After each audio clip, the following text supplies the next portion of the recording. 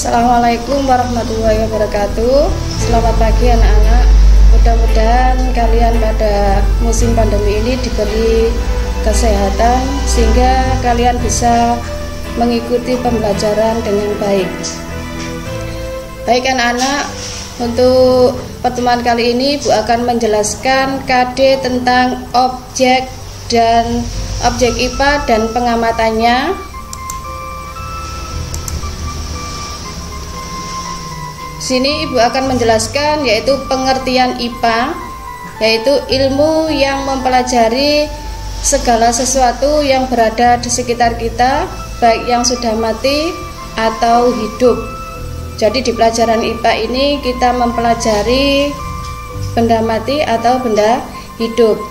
Di dalam menemukan konsep IPA, maka para ilmuwan di sini melakukan kegiatan penyelidikan yang disebut dengan observasi, yaitu observasi itu pengamatan IPA yang berkembang melalui proses penelitian yang dilakukan oleh para ilmuwan. Kemudian peneliti yang dilakukan ilmuwan harus melalui langkah-langkah yang terencana dan sistematis untuk mendapatkan informasi yang dapat dipertanggungjawabkan secara ilmiah. Jadi sebelum kita melakukan metode ilmiah, kita harus melakukan langkah-langkah metode ilmiah.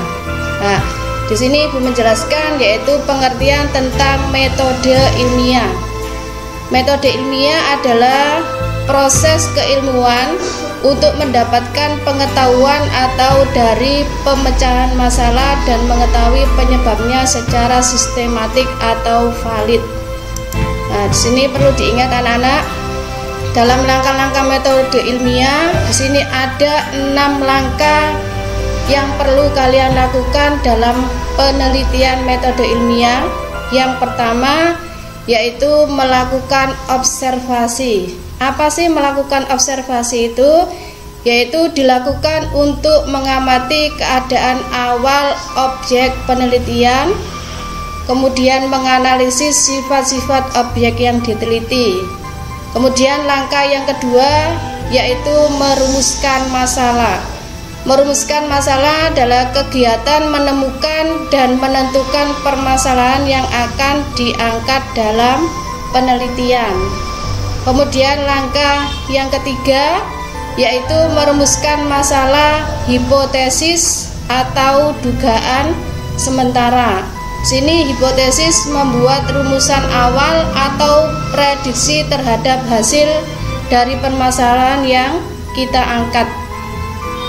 Kemudian langkah yang keempat yaitu melakukan eksperimen atau percobaan dalam penelitian, adalah melakukan percobaan untuk membuktikan hipotesis dengan mengendalikan variabel-variabel penelitian. Di sini dalam melakukan eksperimen ini kita harus menggunakan 2 variabel, yaitu variabel bebas dan variabel kontrol ya. Kemudian langkah yang kelima melakukan analisis atau hasil.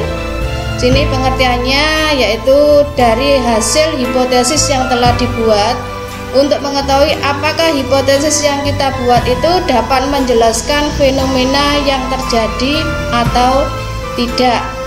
Kemudian langkah yang keenam yaitu menarik kesimpulan.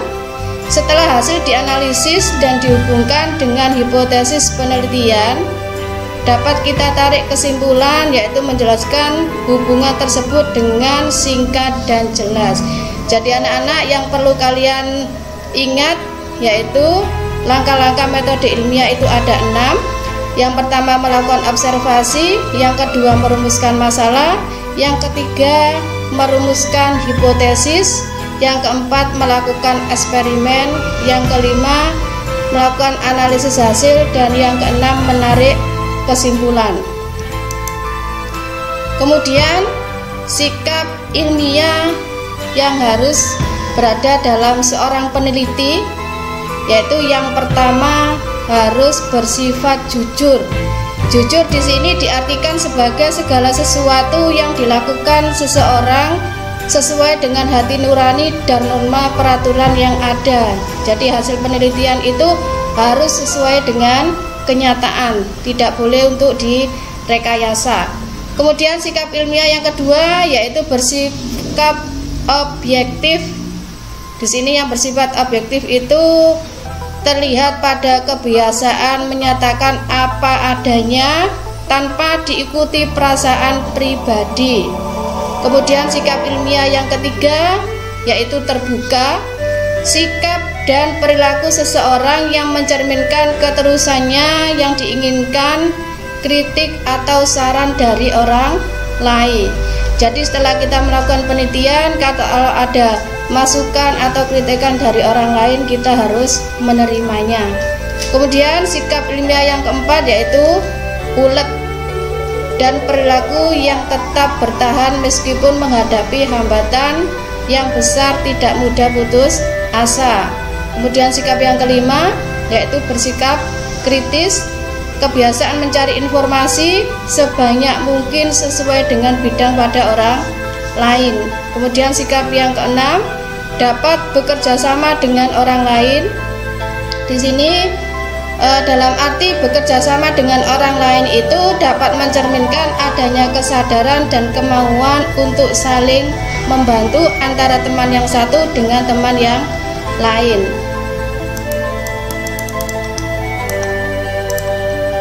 Kemudian selanjutnya yaitu proses penyelidikan IPA. Dalam proses penyelidikan IPA di sini meliputi 3 tahap, yaitu tahap pertama melakukan pengamatan.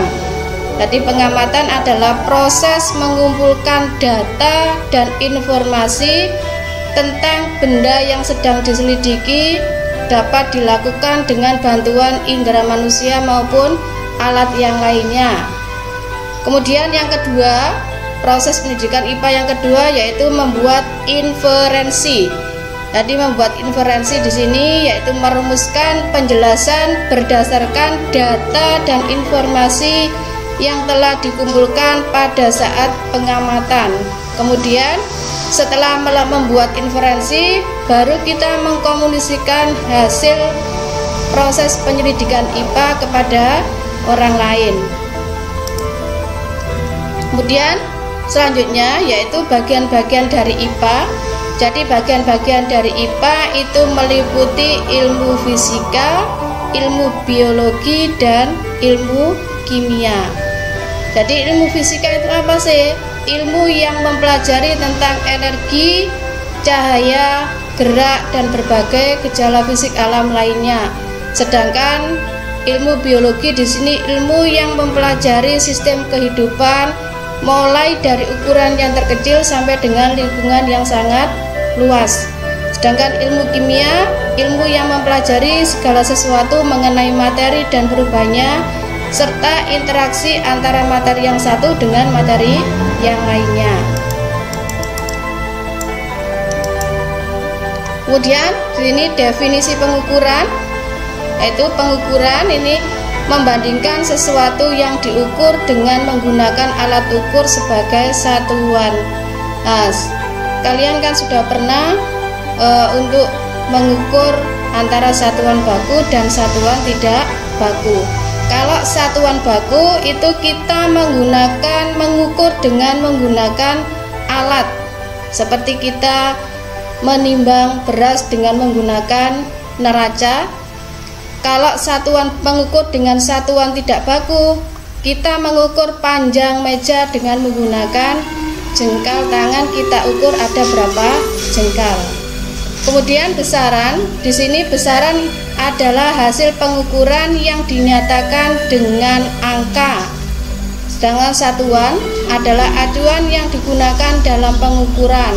Contohnya di sini contoh satuan panjang meja ada 1,5 meter. Di sini panjang merupakan besaran. Kemudian meter merupakan satuan.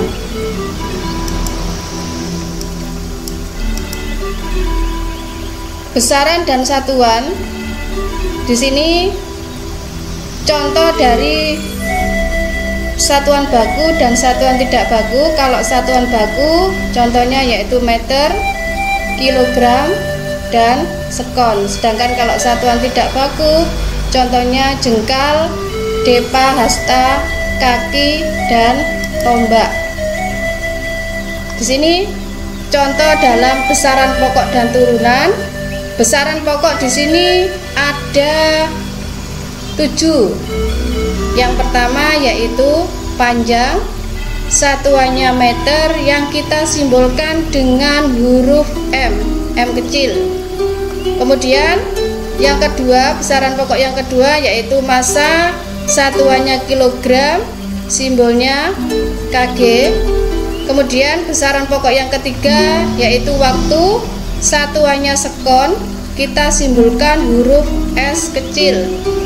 Kemudian besaran pokok yang keempat, kuat arus listrik, satuannya ampere, simbolnya A. Besaran pokok yang kelima yaitu suhu, satuannya Kelvin, simbolnya K. Kemudian besaran pokok yang keenam yaitu jumlah zat, satuannya mol, simbolnya N.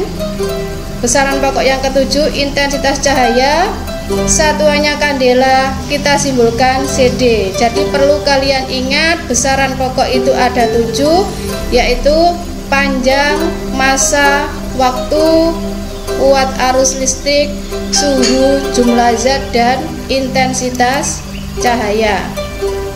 Nah, di sini contoh dalam besaran panjang yaitu yang bisa kita pakai yaitu mistar atau penggaris, jangka sorong, dan mikrometer skrup. Kemudian contoh besaran massa yang biasanya kita pakai dalam kehidupan sehari-hari yaitu neraca os, neraca lengan, kemudian neraca 4 lengan, neraca pegas, dan neraca digital. Kemudian besaran waktu di sini yang kita pakai dalam kehidupan sehari-hari yaitu jam, arloji, jam dinding, dan stopwatch. Kemudian besaran suhu biasanya yang kita gunakan untuk mengukur suhu badan kita yaitu biasanya yang sering itu kita gunakan termometer. Baik anak-anak, sekian yang sudah Ibu sampaikan untuk materi penyelidikan IPA yaitu objek IPA dan pengamatannya. Jadi tugas kalian di sini yaitu untuk mengamati kandungan kristal kalsium oksalat yang terdapat di dalam sayur-sayuran. Itu karena apa? Kristal kalsium oksalat itu sangat berbahaya di dalam tubuh kita apabila kita konsumsi. Nah, itu nanti kalian mengamati di rumah. Kemudian kalau sudah selesai dikirim ke Bunanik. Saya akhiri sampai di sini. Assalamualaikum warahmatullahi wabarakatuh.